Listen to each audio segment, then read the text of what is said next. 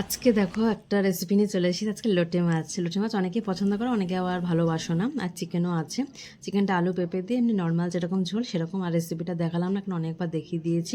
সবসময় রিচ করি না, একটু হালকা পাতলা ঝোল করেছি। পেঁপে দিলে পারে মাংসের ঝোলটা বেশি ভালো লাগে খেতে।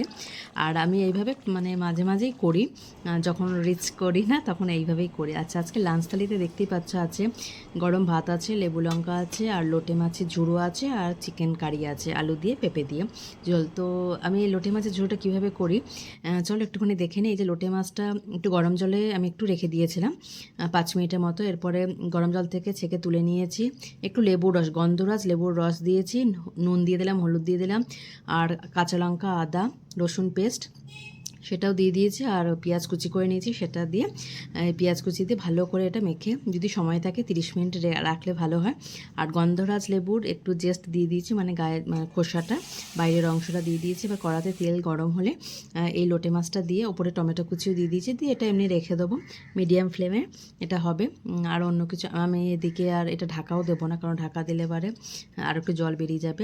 আবার যখন নাকি মাঝখানে দেখো এরকম হয়ে এসেছে, তারপরে আমি গন্ধরাজ লেবুর পাতা দিয়ে ঢাকা দিয়ে একটু রেখে দিয়েছিলাম।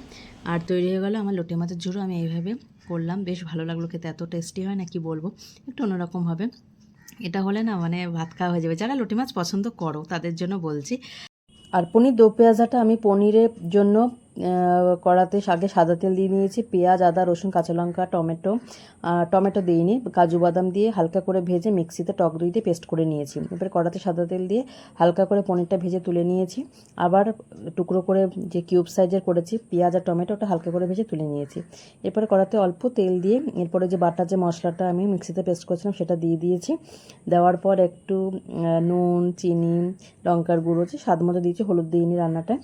আর দিয়ে মশলাটা কষে তারপরে পনিরটাও দিয়ে দিয়েছি, আর এই যে পেঁয়াজ যে ভাজা করে রেখেছিলাম সেটাও দিয়ে দিয়েছি, আর অল্প করে জল দিয়েছি। আর উপরে তরকার জন্য তেল আর বাটার একসাথে মিক্স করে রসুন কুচি আর একটু লাল লঙ্কা, কাশ্মীরি লঙ্কার গুঁড়ো দিয়ে উপরে দিয়ে দিয়েছি। এত খেতে দারুণ হয় না কি বলবো, মানে না খেলে পারে বলুন, একবার অবশ্যই ট্রাই করে দেখতে পারো। যে পনির দো পেঁয়াজাটা এটা আমি ভাত দিয়ে সার্ভ করেছি, কিন্তু রুটি, লুচি, পরোটাতে